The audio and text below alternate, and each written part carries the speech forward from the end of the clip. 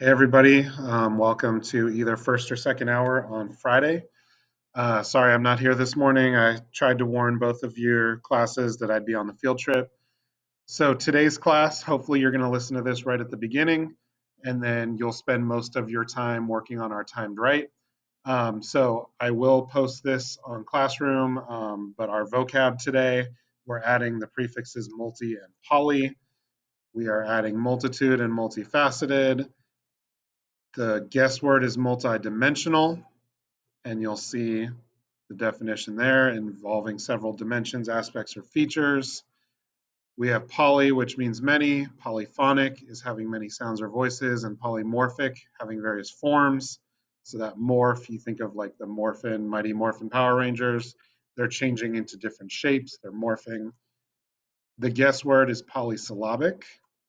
Polysyllabic is having many syllables in a word. So the word itself, polysyllabic, is 5 syllables. It is a polysyllabic word. So again, I'll post this on Classroom so that you can update your notes. Vocab quiz is going to be at the end of next week, so it'll be on Friday of next week. But really what the plan is for today is you are going to be working on the following information. So you're going to be doing a timed right today.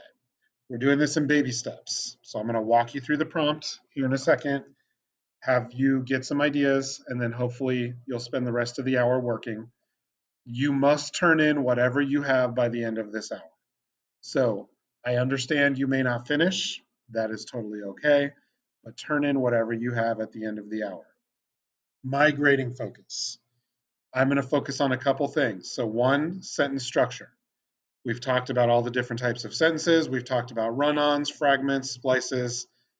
There should be sentence variety in your writing. You should not have any fragments. You should not have any run-ons. And then the analysis portion is going to be the big part. Did you actually answer the question, or did you just tell me the plot of each of the story and the poem? I don't want the plot. I want you to give me analysis. So answer the question for the timed right.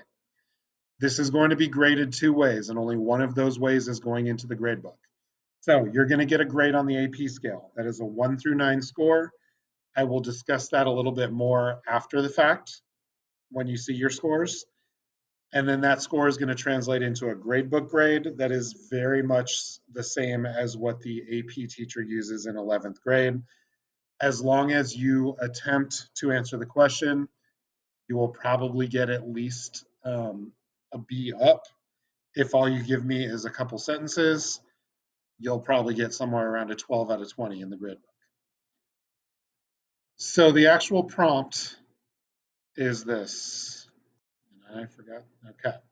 You are going to carefully read the poem by Eve L. Ewing, and that's the poem that I kind of previewed for you on Wednesday and Thursday. We talked about Emmett Till so that you had some background. In your writing response, you are going to reference this poem and the story we read in class during the block, and of Claire we created. Your assignment is to write a well-organized essay. And yes, you are attempting to write an essay in 40 minutes. So at the very least, you should have an intro, at least one good body paragraph, and a conclusion. When we get a little bit more down the line, there will be multiple body paragraphs, but I understand it's the first one. So this is going to be kind of your intro to this activity.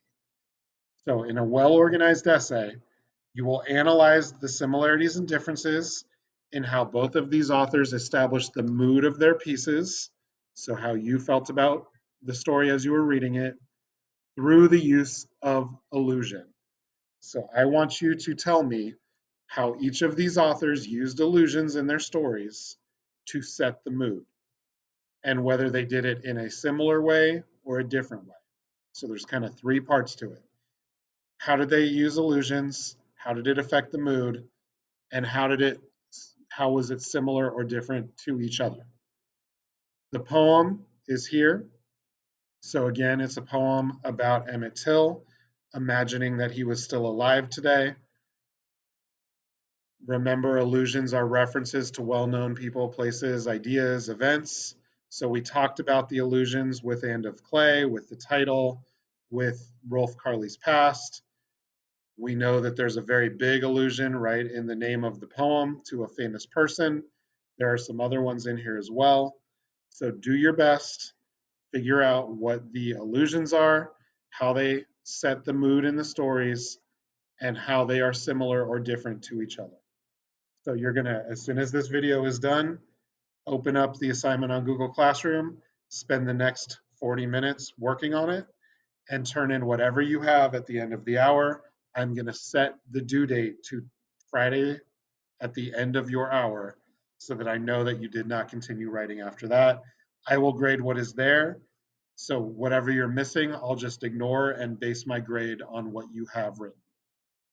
Hopefully you all have a good hour. I know that this might seem a little bit stressful, but this is really your first attempt. So understand that as long as you are making an effort, you're doing exactly what you need to do. I'm excited to see you all next week and talk about what you wrote, and I will see you on Monday.